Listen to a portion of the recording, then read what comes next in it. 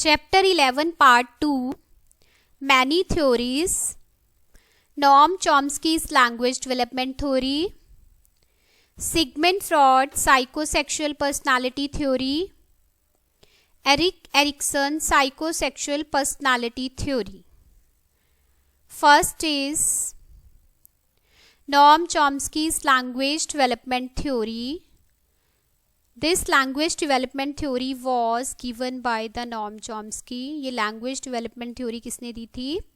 Noam Chomsky ने. Noam Chomsky ने इस theory को एक और नाम दिया, that is the language acquisition theory. Chomsky का कहना था कि जो बच्चा है वो लैंग्वेज को एक्वायर करता है.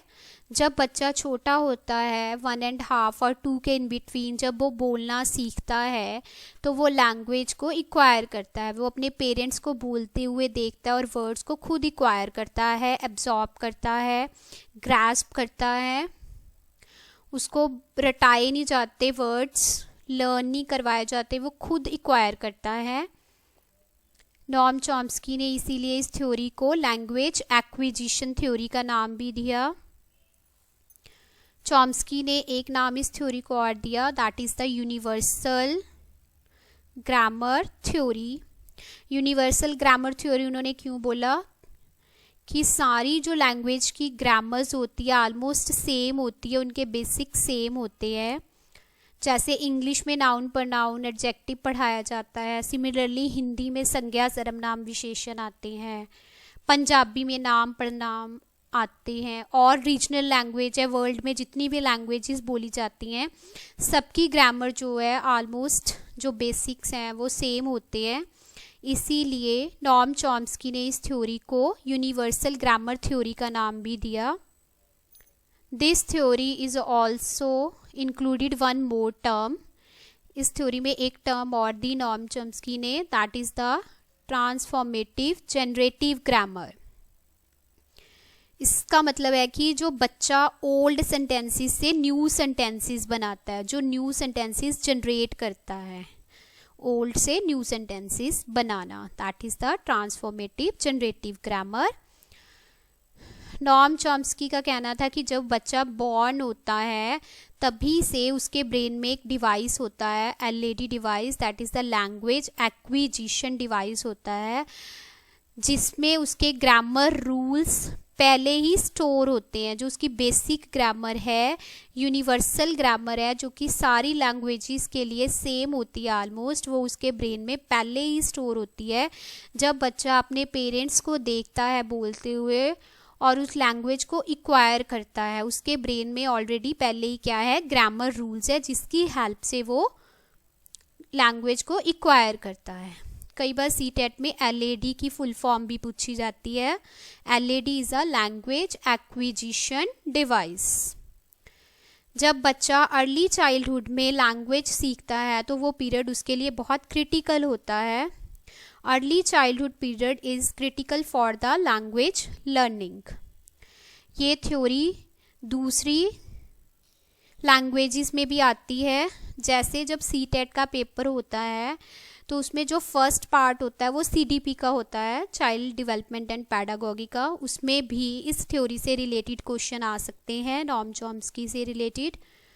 और सीटेट के एग्ज़ाम में जो लैंग्वेजेस वाले पार्ट होते हैं, जैसे इंग्लिश का पेपर, हिंदी का पेपर, पंजाबी का, या कोई और रीजनल लैंग्वेज, उसमें भी नॉम चॉम्स्की से रिलेटेड क्वेश्चन पूछा जा सकता है. जो नॉम चॉम्स्की थे उनको फादर ऑफ लिंग्विस्टिक बोला जाता है, father of modern linguistic.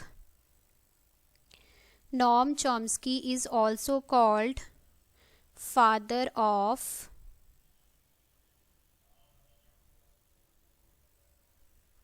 Modern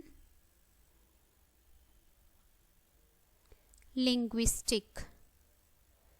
linguistic word is related to the language. ये भी कई बार क्वेश्चन आ जाता है.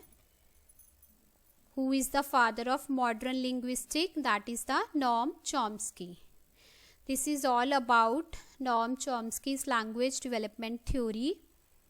If you like my channel, please subscribe it. Next theory is Sigmund Freud, psychosexual stages of personality. Personality से related Sigmund Freud ने कुछ stages the. He gave psychosexual stages. Sigmund Freud ने 5 स्टेजेस दी जो कि किससे रिलेटेड थी? Psychosexual से. This theory of personality, ये पर्सनालिटी की एक थ्योरी है. नॉर्म चॉम्स्की की जो थ्योरी थी वो लैंग्वेज से रिलेटेड थी और ये पर्सनालिटी से रिलेटेड थ्योरी है. He provides us with the view of how personality developed through a series of stages during the childhood. Sigmund Freud ने बताया कि जो चाइल्ड की पर्सनालिटी है वो चाइल्डहुड से लेके कैसे थ्रू आउट लाइफ स्टेजेस के थ्रू डेवलप होती है. उसने 5 स्टेजेस दी साइकोसेक्सुअल डेवलपमेंट से related. First is oral stage, anal stage, second, third phallic stage, fourth latent stage and fifth is genital stage. First is oral stage, that is from birth to 18 months. जब बच्चा क्या सीखता है? Weaning. जब उसको ऑरल activities करनी अच्छी लगती हैं, सकिंग करना, मुंह में बच्चा कुछ ना कुछ डालता रहता है जब वो छोटा होता है. Children derive pleasure from oral activities. Oral activities से उनको खुशी मिलती है.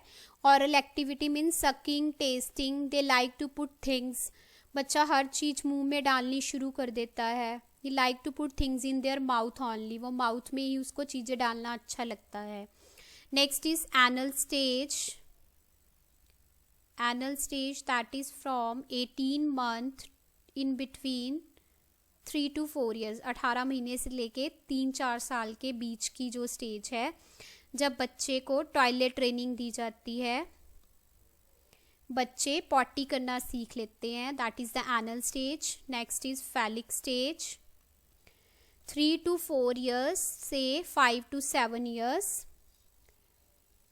Boys are more attached to their mother while girls are more attached to their father.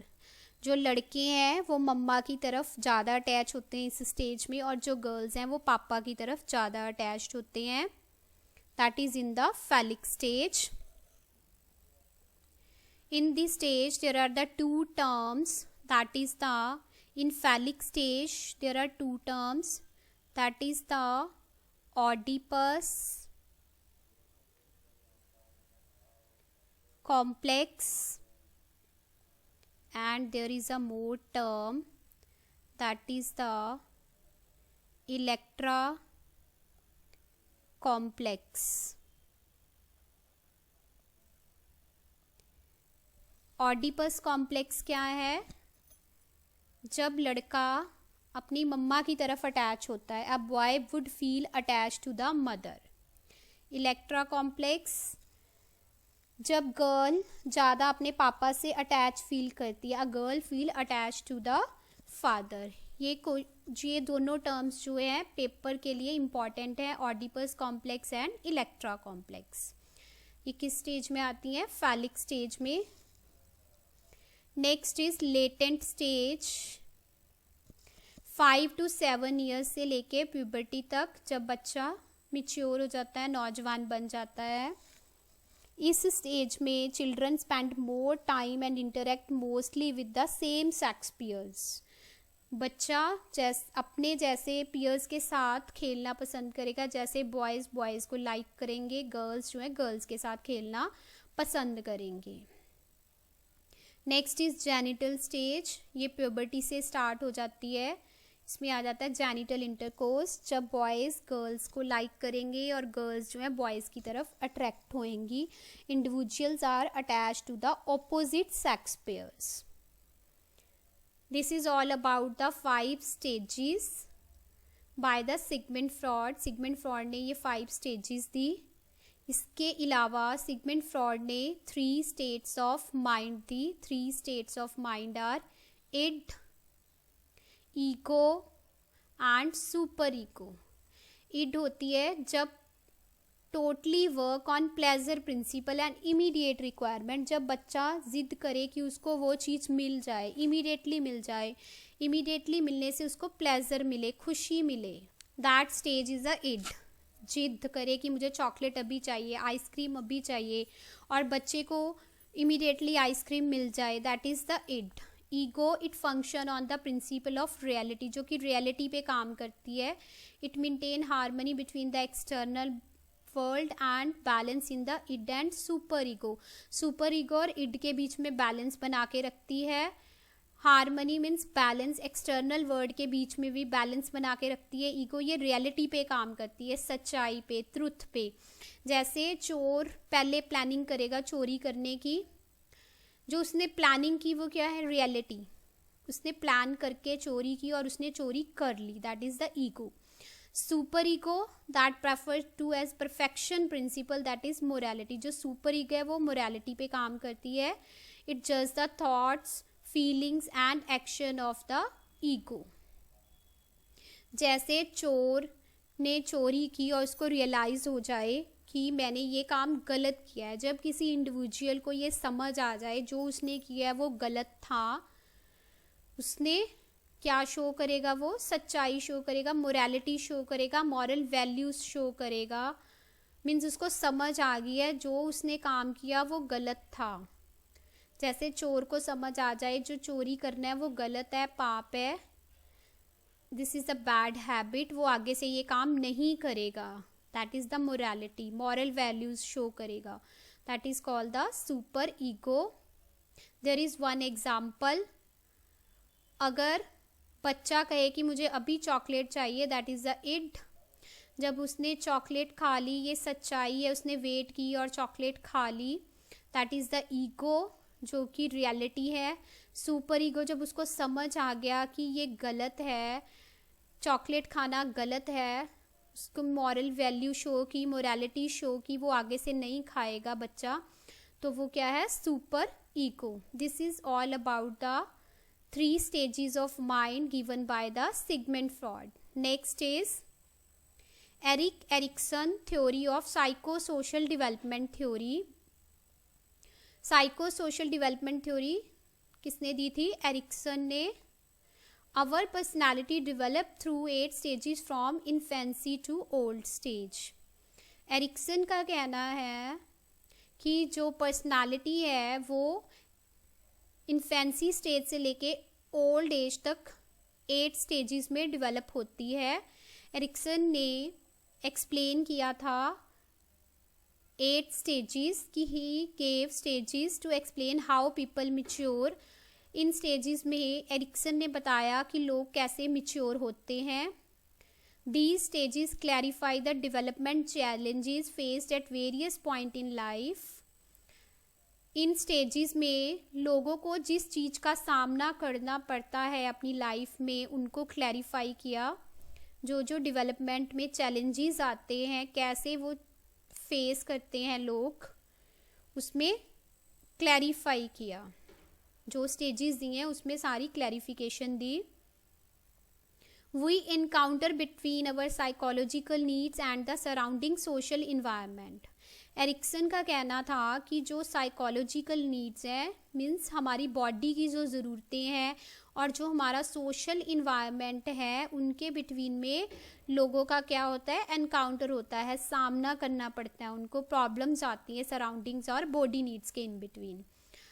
उसने जो 8 स्टेट दिए हैं, 8 स्टेजेस दिए हैं, उसमें क्या दिए हैं, 2 अपोजिंग कॉन्सेप्ट दिए हैं, 2 ऑपोजिट कॉन्सेप्ट दिए हैं। दोनों ऑपोजिट कॉन्सेप्ट में क्या होता है, कॉन्फ्लिक्ट होता है।